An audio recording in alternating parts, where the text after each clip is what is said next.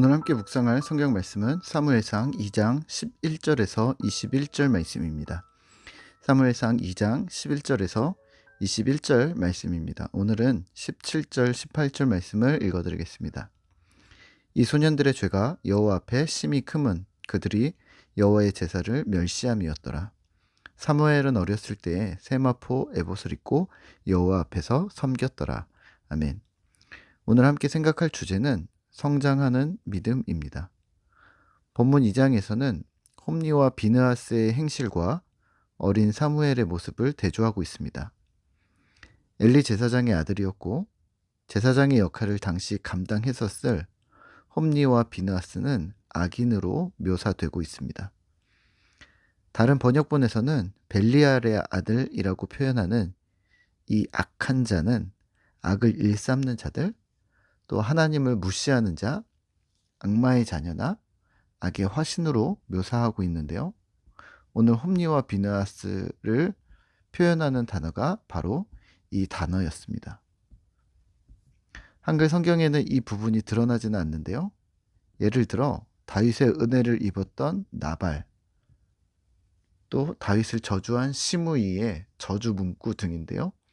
한글 성경에서는 불량배, 잡류, 폐륜, 비류, 무례배, 악당 등으로 묘사하고 있습니다. 이들을 이렇게 표현합니다. 12절입니다. 엘리의 아들들은 행실이 나빠 여호와를 알지 못하더라. 그리고 그들의 행실을 설명합니다.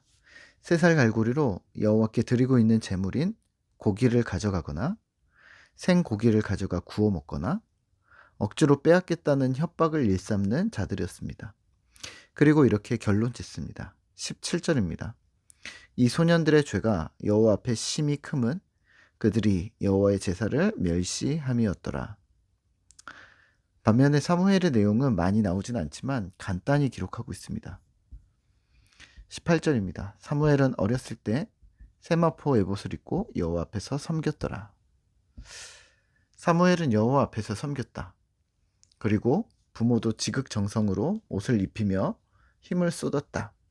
그리고 또 한나의 태의 문을 여셔서 3명의 아들과 2명의 딸을 낳았고 사무엘은 여호와 앞에서 성장했다고 합니다. 오늘 우리가 생각해 볼 부분은 첫째, 왜 같은 공간에 있던 홈리와 비느하스 두 아들과 사무엘은 달랐던 걸까요? 또 두 번째, 하나님은 왜 즉각적인 심판을 행하지 않으셨을까요? 오늘은 첫 번째만 볼 텐데요. 첫째, 홈리와 비느하스는 왜 사무엘과 달랐던 걸까요? 같은 공간에서 지냈을 것이고 물론 엘리의 아들들이 나이는 많았겠죠.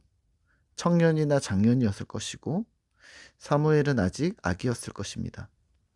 하지만 한 공간에서 같은 환경과 같은 자리에서 자라나고 있었다는 측면에서 볼 때 이들은 왜 여호와를 알지 못하는 자, 여호와의 제사를 멸시하는 자라고 성경은 명명하고 있을까요?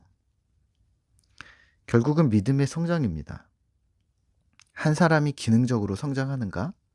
아니면 유기적으로 신앙이 균형 있게 성장하는가의 차이입니다.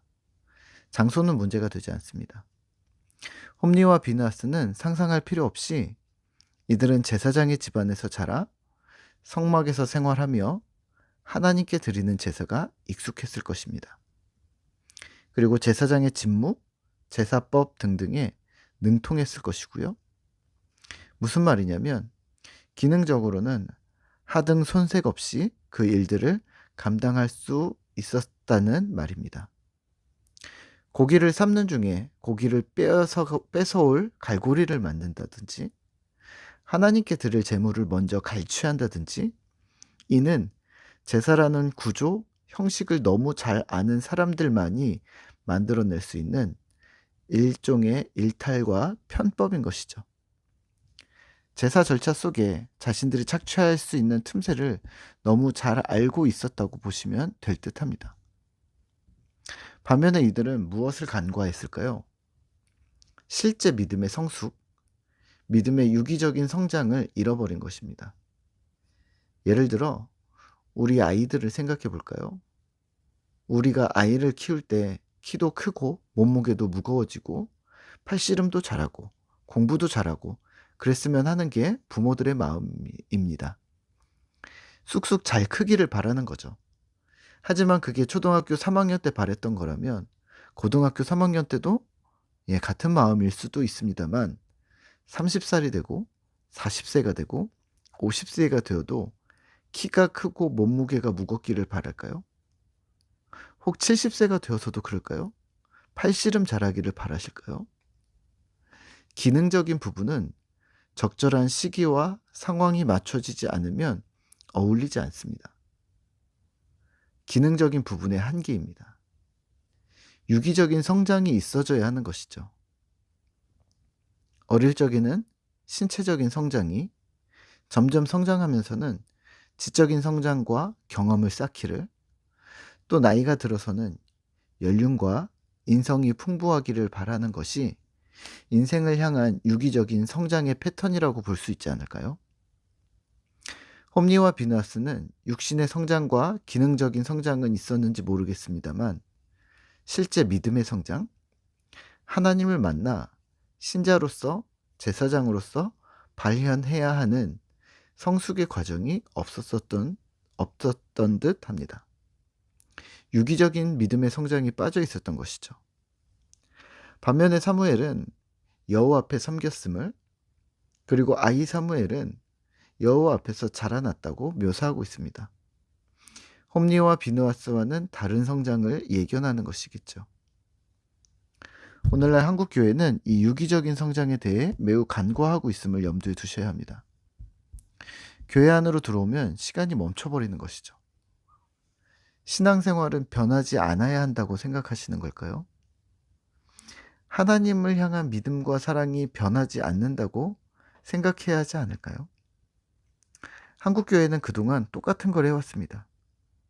잘했지만 또 잘 못했습니다. 내형이나 외형이 항상 똑같았던 거죠. 그리고 그 틀에 잘 맞춰진 사람들을 신앙이 좋다고 말해왔습니다. 말씀과 기도라는 원칙은 잘 고수해왔고 그 정신을 잘 이어왔다는 반면 성경을 어떻게 읽어야 하는지, 지금의 시대에는 어떤 측면을 고려해서 읽고 어떻게 유기적으로 반응해야 하는지를 교회 공동체가 함께 고민하지 않았던 것이죠. 온라인으로 묵상을 한다거나 스마트폰을 활용해 통독을 한다던가 공동체가 함께 모여 성경을 읽는데 댓글을 단다거나 다이어리를 이용해 기도일지와 영성일지를 만든다던가 신앙서적을 가지고 묻고 답하는 형식의 토론 수업을 진행한다던가 이러한 것들을 생소한 소리라고 생각하면서 전통적인 방식만이 옳다고만 강요했던 것이죠.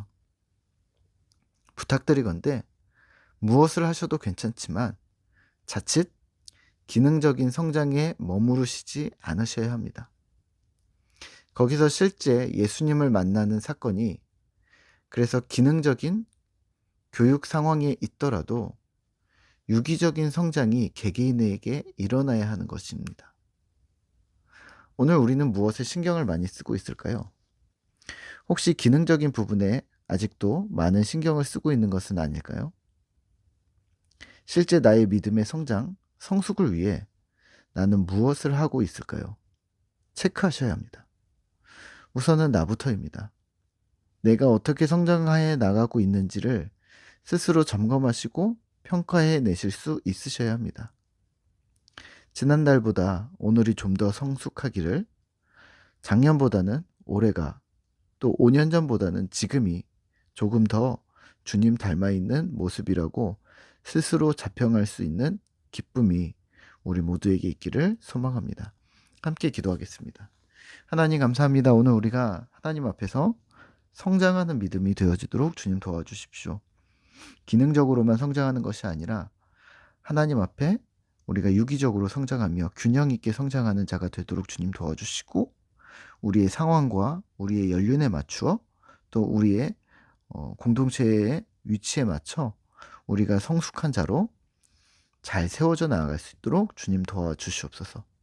기능적인 부분에 빠지지 않게 도와주시고 하나님, 우리가 하나님을 더 생각하고 또 전체를 생각할 줄 아는 신실한 주의 백성들이 되어지도록 주님 도와주시고, 어제보다 오늘이 더 성숙한, 그래서 날마다 성숙함을 향해 나아가는 주의 백성들 되도록 주님 도와주시옵소서.